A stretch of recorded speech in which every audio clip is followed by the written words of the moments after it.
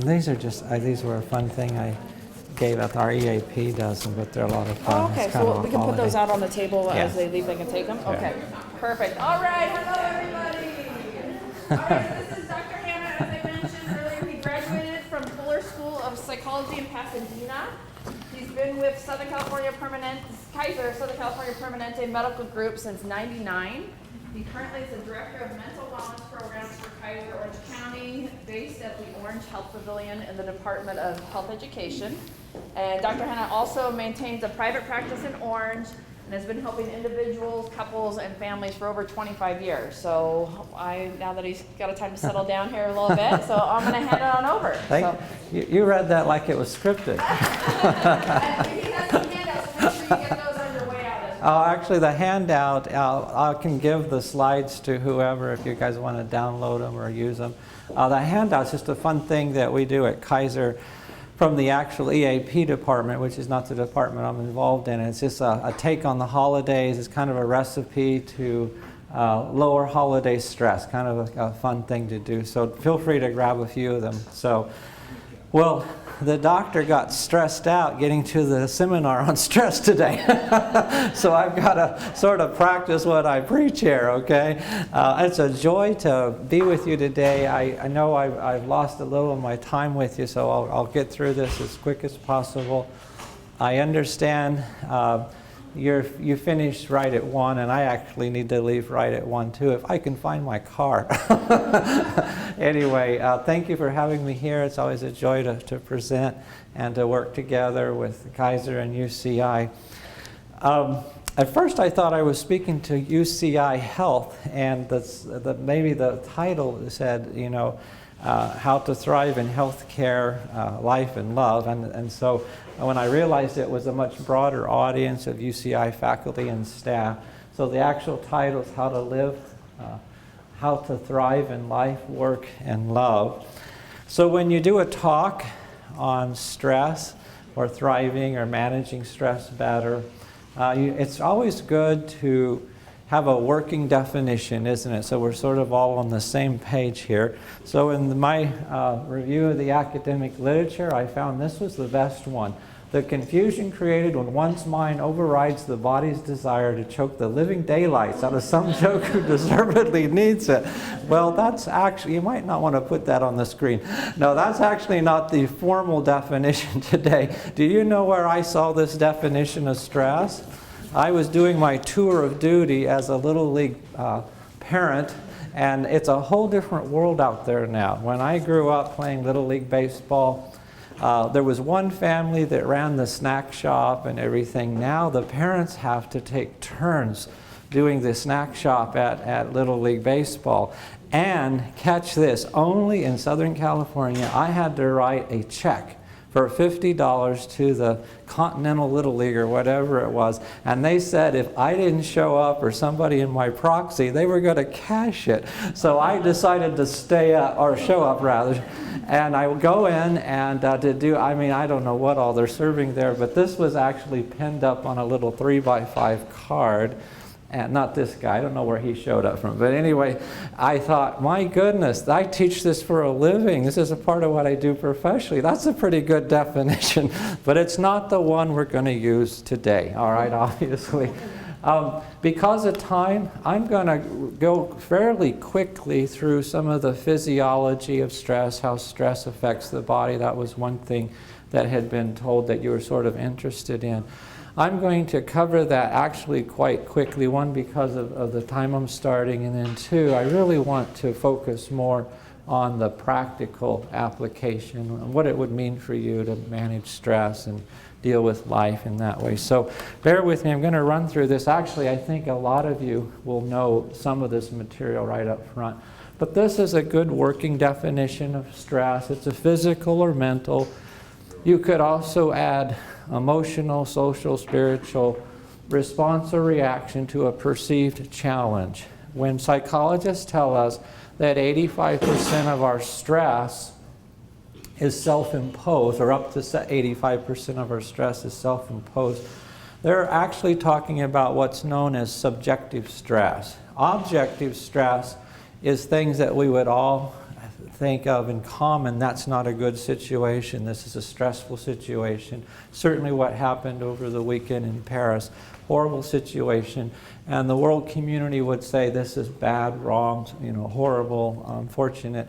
That's more objective stress. So when they say up to 85% of stress is self-imposed, they're really talking about subjective stress.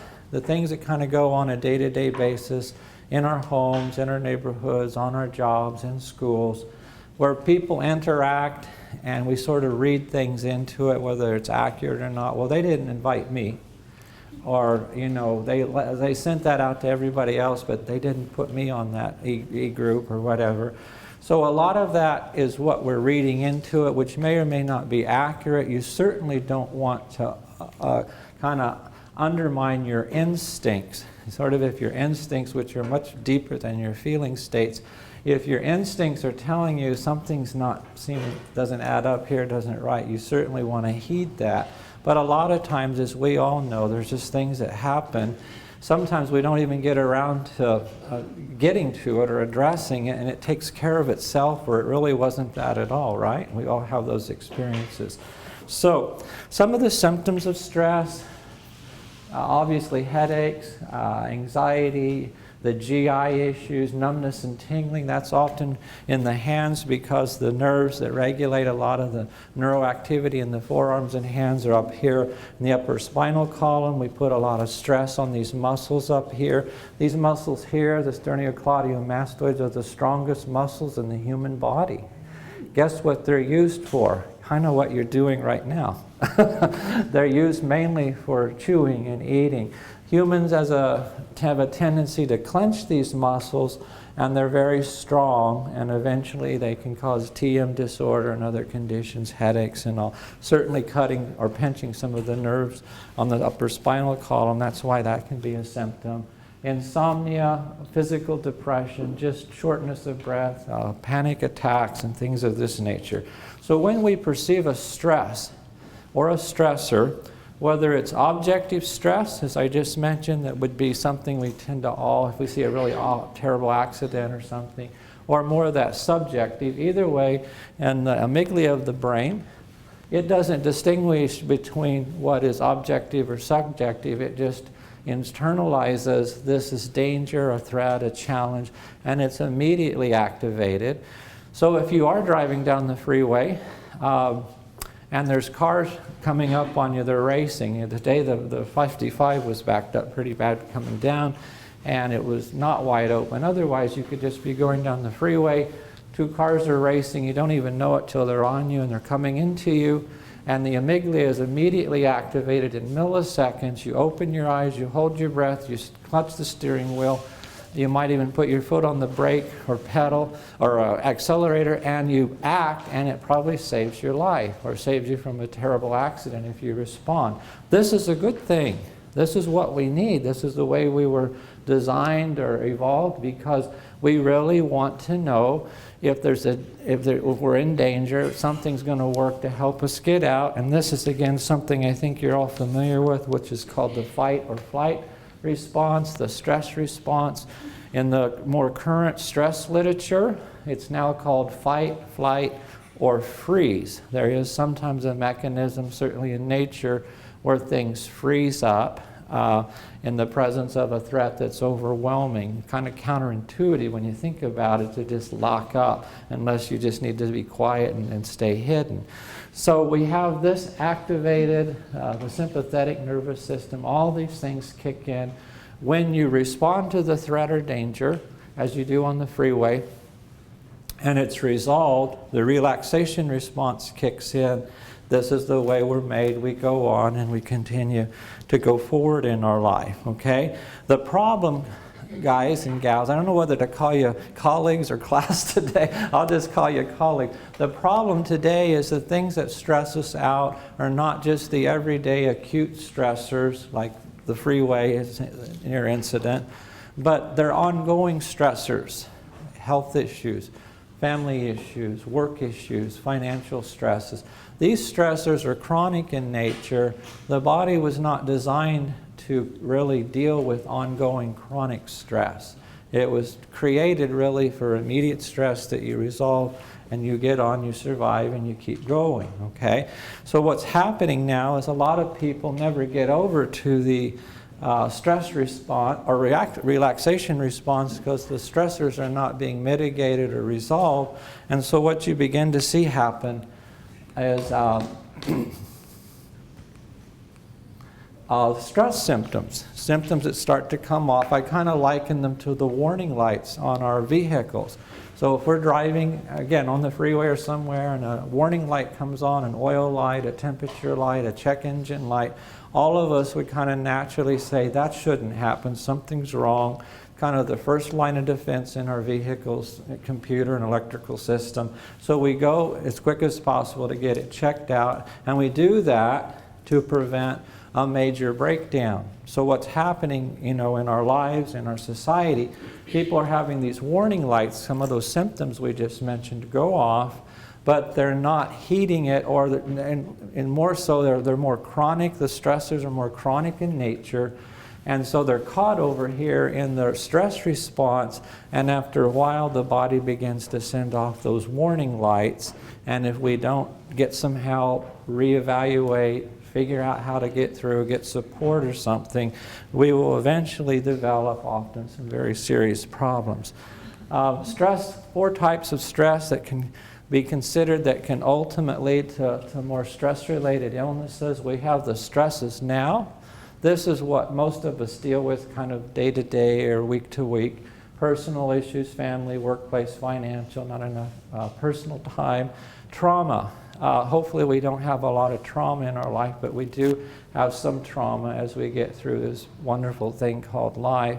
We don't look for it, but hopefully we get through it, and with the help. Some have an unusual amount of trauma. Sometimes it starts very early in life. The whole psychology to trauma. Chemical, hormonal imbalances. These are more things that are not going on around us like the first 2, but are more things going on within us.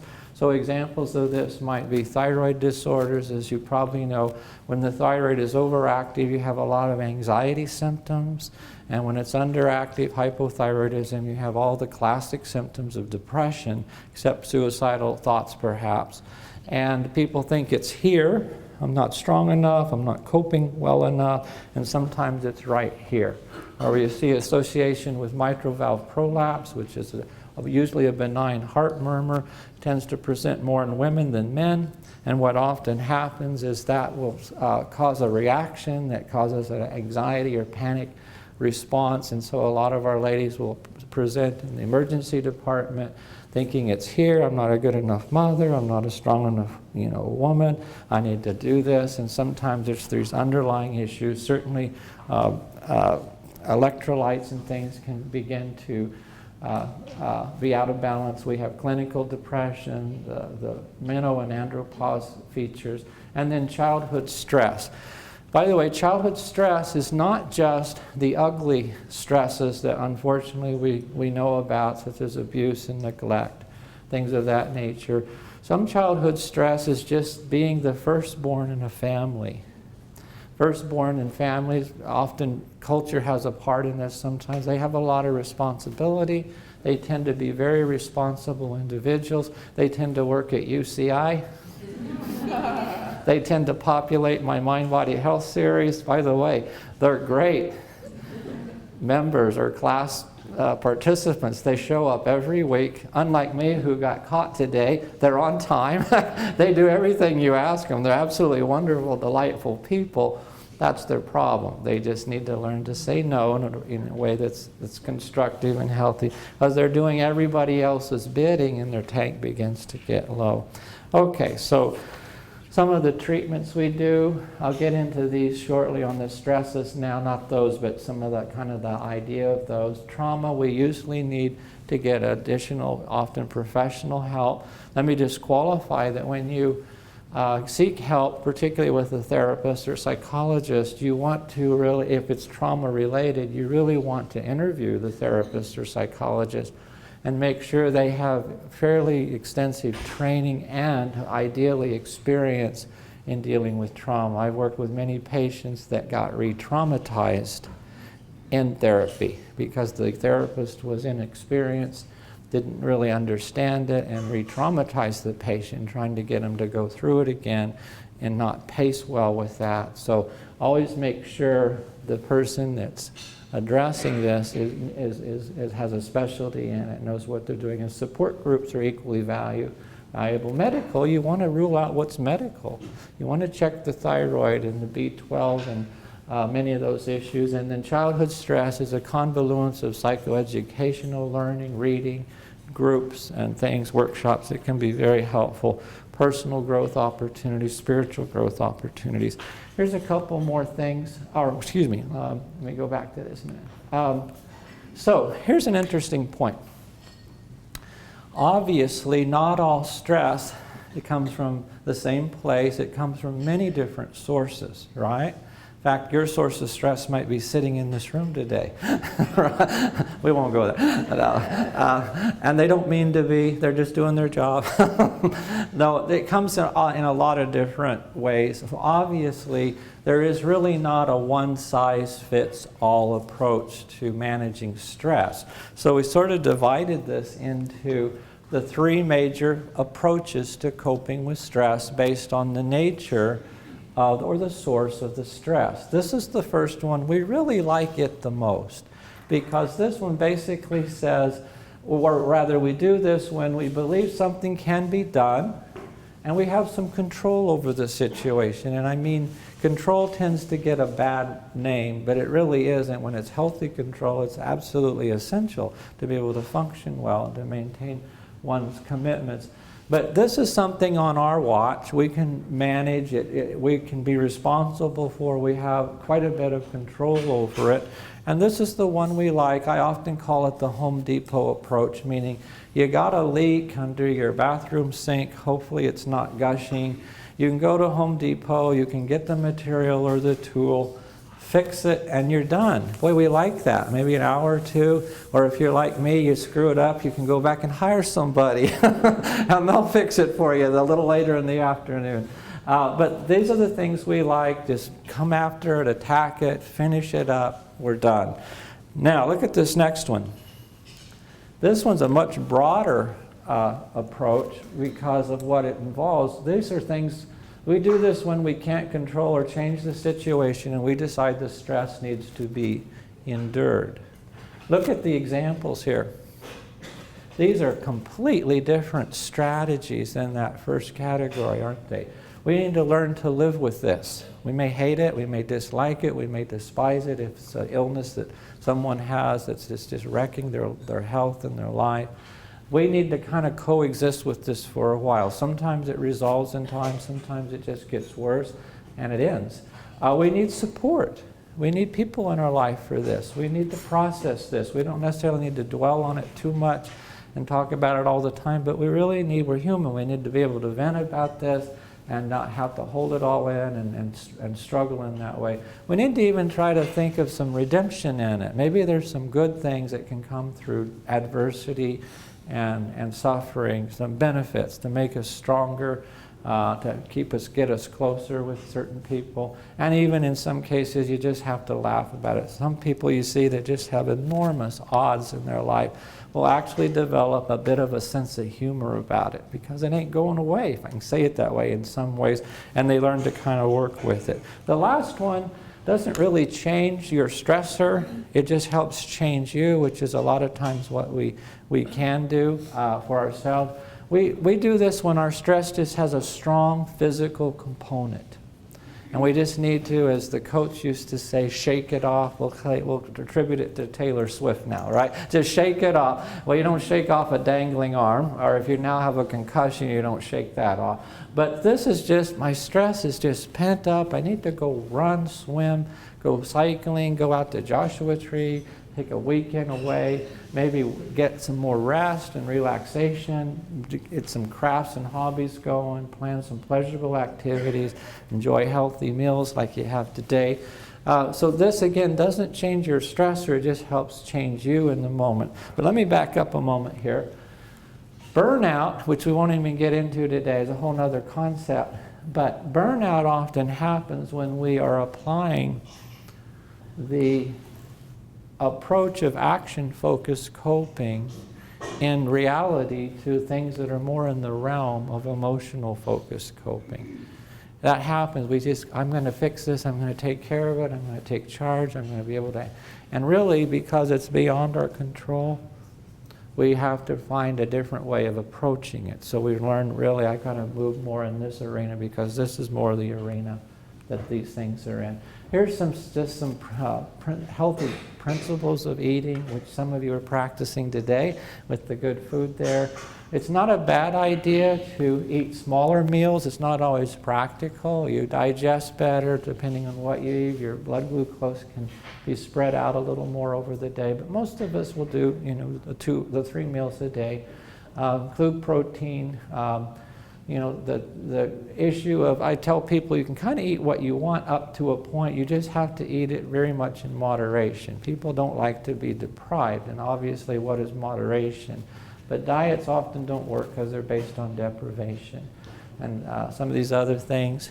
This next one's just on some general principles of exercise, about 5 to 7 times a week. Kaiser's actually done research on exercise, and they found that if you just briskly walk every other day, you don't have to be in the gym, you don't even have to run, take a couple of water bottles, semi-freeze them, put them in your arms like this, and walk just 20 to 30 minutes or just 2 15-minute, not every day, just every other day, you essentially will get 70% of the benefit of someone that is in the gym every day for an hour and a half or 2. Not going to get the sculpted body and all this and that, but you will essentially get many of the physical benefits of it.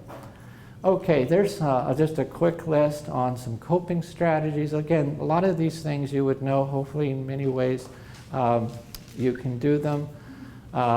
Figure out a plan for now on things, journaling, physical activity, some relaxation exercises. This one here, I think this is the pointer,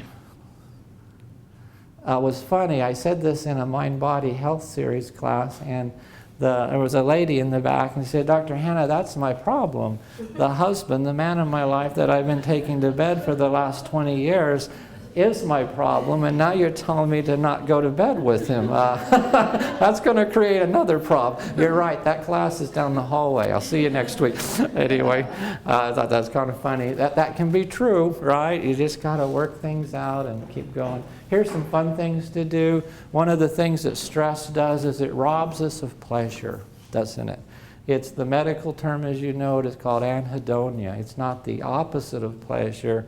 It's the absence of pleasure. It's also called non-sadness depression at times. So people may not have the classic symptoms of dysphoria and sadness and depression, but they'll have anhedonia. It's not catatonia, where you're just shut down, you're empty, nothing's enjoyable. So sometimes we just have to try to find some things, simple things, that many of us used to do to put back in our life. Okay, let's do a little, this is great now. Got all that out of the way, the physiology of stress, that's actually very important. Right in our own backyard, a sister school here, UC Riverside, is a very famous research psychologist. I have tried to say her last name, and since this is being recorded, I'm not going to attempt it. I don't want to malign it. I'll just call her Dr. Sonia, okay? And she would appreciate that. I don't know her, but she's a wonderful researcher and professor. She has written over 50 articles. She studied the concept of happiness. I think she's using that word, and I need to be true to that word. In my own personal, in some ways professional journey, I think what she calls happiness is more what I've experienced as maybe wellness, okay? Sometimes happiness just seems to be, well, am I happy today or not, kind of based on how did it go today and this and that. But I think I need to honor her work. She calls it happiness. I think it's more an idea of kind of overall wellness and maybe some joy in our lives. I didn't like her research. I liked what she did because she's really the leading expert in it essentially. But I didn't like what her research showed. It said that there's 3 primary sources of happiness. Look at the first one. I'm into the mind-body medicine. We can do so much in our lives, a positive psychology model. Let's teach what works with people that are doing well. Stephen Covey, The 7 Habits of Highly Effective People. And she said happiness is 50% genetically set. So class, look up here just a second. I guess we can blame our parents. Don't do that. That generally doesn't help. You can learn from it and gain insight from it. But I didn't like that. But any of you that might have children, or certainly more than one children, not even a gender issue, you can kind of see this, right?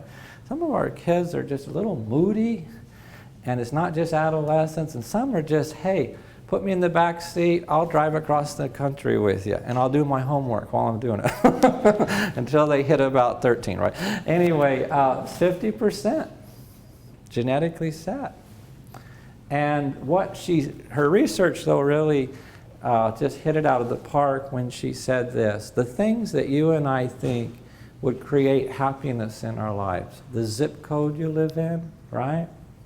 The cars you drive, if they have a certain make or model or year, our titles, our financials, our degrees, our positions, all of these things. Did our kids go to Stanford or Berkeley or Princeton? Those are all wonderful things in and of themselves. It's wonderful to have a reliable car. It's wonderful to live in a safe neighborhood. And it's certainly wonderful to get a good education, right? As you do here at your university, the students here.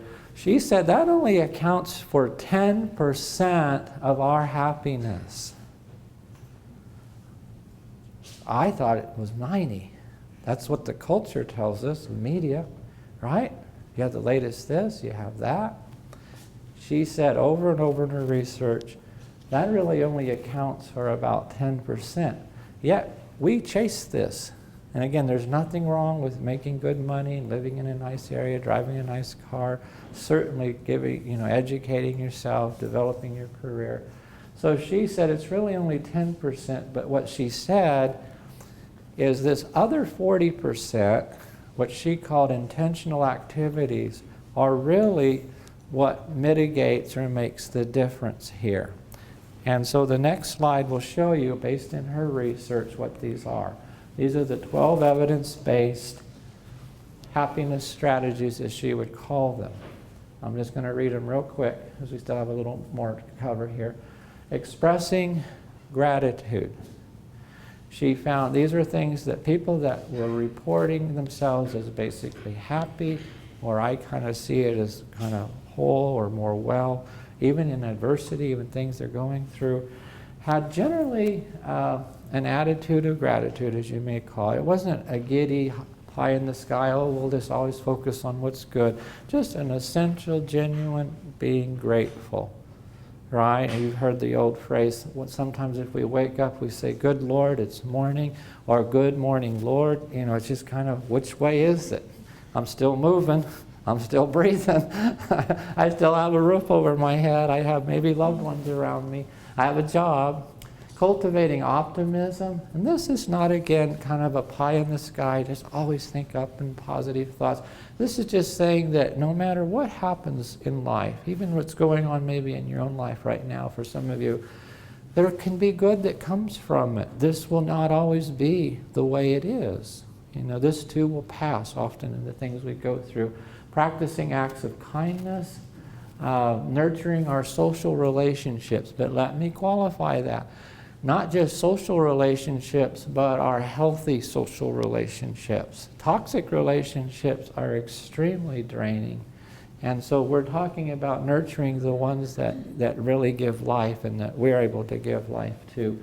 We need people. We don't have to be extroverted in our temperament. We're relational people. We need people. Babies die, literally, when they fail to thrive. Often if just not being held and nurtured in many developing countries. Developing strategies for coping, we talked about some of those. Flow experiences comes out of the research of a professor at the Claremont colleges, and he talks about these experiences. I'm really keeping it simple. It's a little more involved than what I'm about to tell you, but just the things in our life come together, and when we do them, we know this is what we are and why we're here. It's not every day. It's not always mountaintop experiences. It's just, this is more who I am, what I'm about. I flow with myself, I flow with others, I flow with life, nature, all these things. Then this is really what I'm about. Learning to forgive. Wasn't it Nelson Mandela that said, I'll borrow this a minute, he said, unforgiveness is like drinking poison and thinking someone else is going to die. Remember that? Dr. Phil kind of popularized that, but he gave credit to Nelson Mandela. And so often we get hurt and that just goes in and we kind of nurse the grudge and we're dying, if not physically, personally, socially, spiritually in some ways. It's not forgetting. It's not reconciling with someone that's never owned their part in hurting you or offending you. It's just learning to say it's not worth it. I'm not going to let them harm my life, even years later. Savoring life's joys, that's just taking in the moment. Committing to your goals. You need goals. Alfred Adler, the famous World War II era psychologist, had a concept called fictional finality. And he said it wasn't our past that so much affected what we did today, it was our future. Did you hear what I just said? Now that's not some premonition of the Michael J. Fox series, Back to the Future. What he was talking about is how you see where you're going has a lot more to do with what you do today than even where you came from. I mean, where you came from is a factor, obviously, of influences. But if you have goals, that's going to motivate you more to be doing what you do today. What are those goals? And if you realize I need some, then that can be a good thing. Taking care of your body, obviously, it's the sanctuary you live in, right? And you can be the greatest person in the world, and if your body goes down, it's just not going to work against you. They also found people that tended to be happier, had this idea of happiness, had some form of spirituality, and then also avoiding overthinking and social comparison. This is one of the forms of therapy that's quite popular now. I don't like to say popular like it's a fad or a trend. It's called acceptance and commitment therapy, ACT. And this is just looking at, don't overanalyze things. It doesn't mean turn your mind off, but don't just keep ruminating over and comparing this and that. But, be much more compassionate with yourself and realistic. These are some activities. Whoop, I'm ahead of myself here. Okay, I'm going to close today. We got about 10 minutes.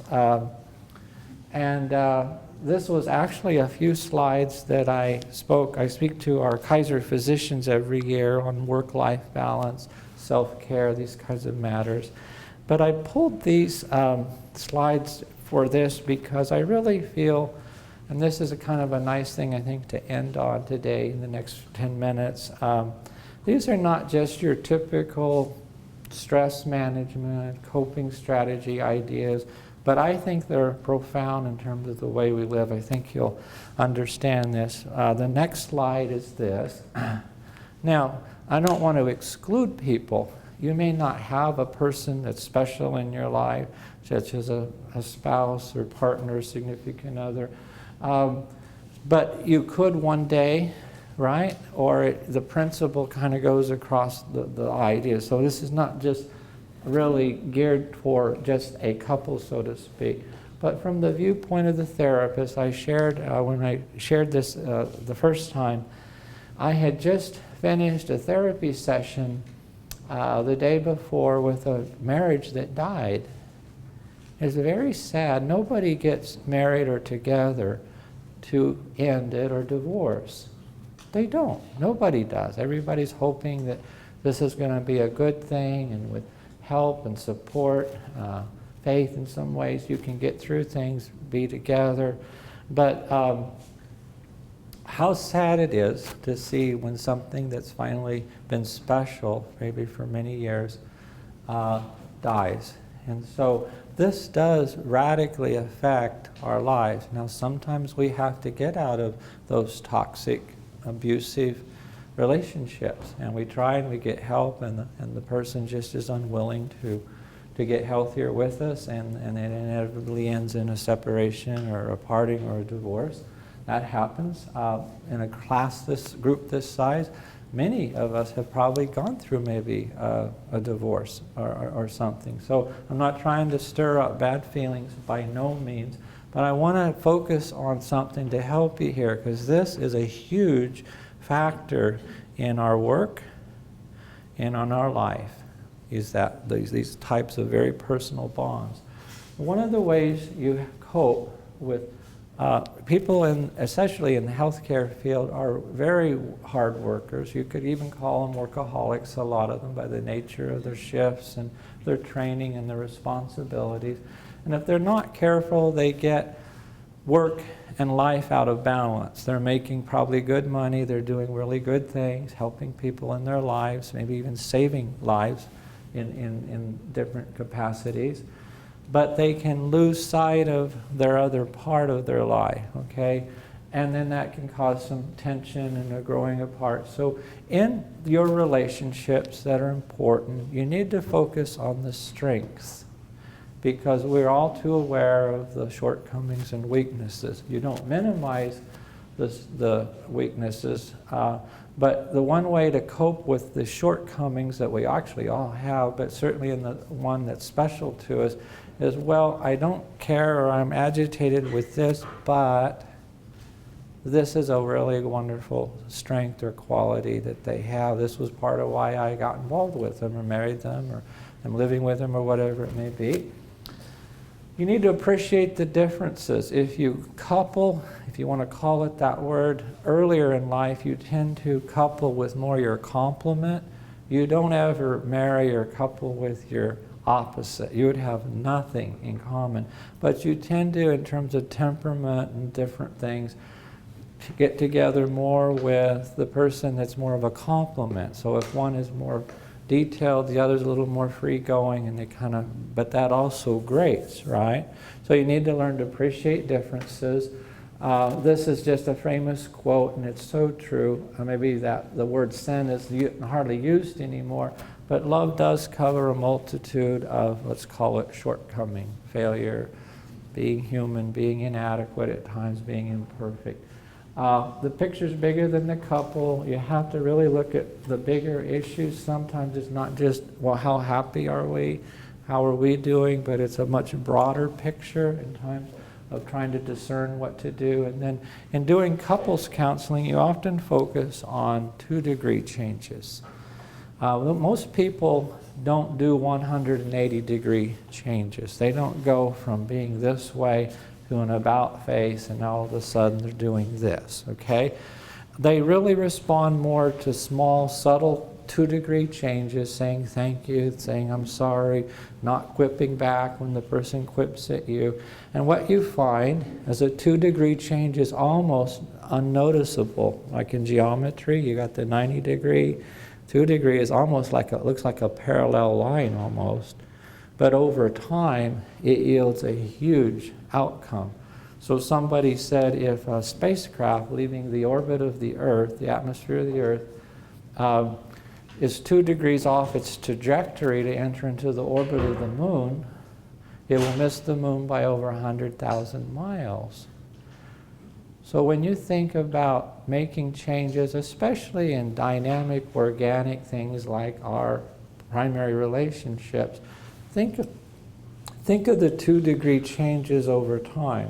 Same with weight loss.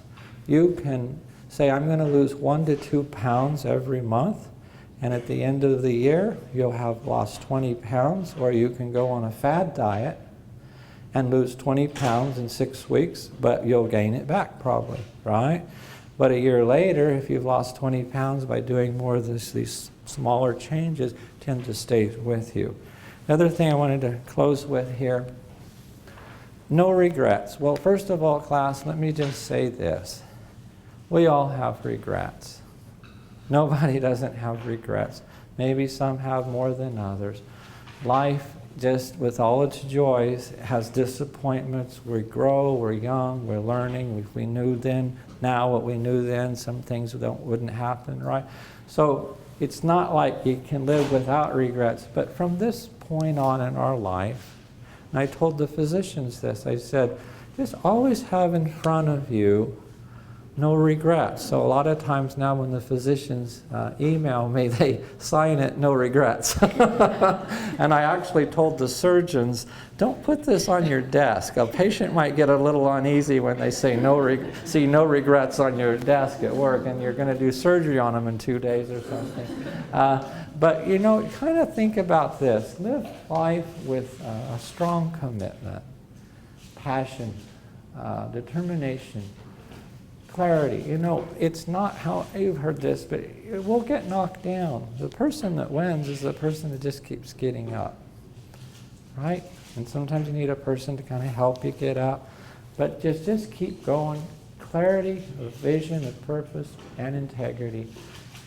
People get into trouble. This is what Covey said in The Habits of Effective People, Successful and Effective People, when they lose sight of their core values. You shipwreck. You run amok often, maybe not very quickly, but in time. Always keep your core values before you. You're making little or big decisions or trying to sort things out. Don't lose sight of your core values, or you can just go amiss. Balance truth and love. What this means is we need both. Your best friends are the most truthful friends. You know that? Not cutting, not telling you how to live your life, but can be very honest with you, because then you know they really care for you, and also do it in a loving way. You have to balance the truthfulness of a situation with the lovingness and the mercy of it too. And be compassionate to yourself. We often can be compassionate to others.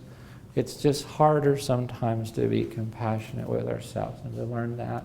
And to think about a legacy. One of the things that Covey said is, live life, play it forward, live life with the end in mind. And he talks about, at your funeral, I kind of jokingly say, I think we'll all be at our funerals, right? Our memorial service. You have 3 people, and they're going to eulogize you. Maybe perhaps a relative, a colleague that you've worked with, and a good friend over time. And what would you want them to be saying about your life? And that's determined today and tomorrow and this year and the next. I'm pretty much done. The rest of these slides are just the programs I direct at Kaiser. They're behavioral health education. They're not under the auspices of psychiatry. There's an interesting model. A lot of our members don't feel comfortable kind of crossing the barrier into a psychiatry department, but they'll come to a health ed department class where there's classes on diabetes and heart health and things, and learn about stress, mild depression. I'll just close here. These are some funny, these are the target populations, but I'll just close with these cartoons. Running my own business has given me an ulcer, 2 heart attacks and 4 nervous breakdowns. I manufacture relaxation tapes.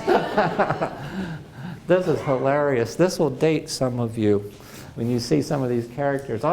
You have to all stop blaming your parents for the way you've turned out. It's completely, and again, as I go over the names they gave you, go right ahead and blame them. You recognize some of these characters? Again, this will date some of you right here. This will date some of you in here. When you bark at your staff, don't bark at your staff. It should come from your diaphragm. You need to sound more like a Rottweiler and less like a Pomeranian. Well, maybe that isn't quite true, but. And then finally, hold the sock tight in your mouth, then race from room to room as fast as you can. It's the greatest stress management technique ever. Can't we learn from our friendly friends, our canine partners? So these are some of the programs. So we are done. And I'm just glad to be here. I'm so sorry I got lost, but your dear colleague here found me and got me here. Thank you. Grab one of those recipes for holiday stress. They're a lot of fun. It's just to make on a fun thing on a recipe for the holidays. So thank you. I got to go too myself, so we'll see you maybe another time. Thank you.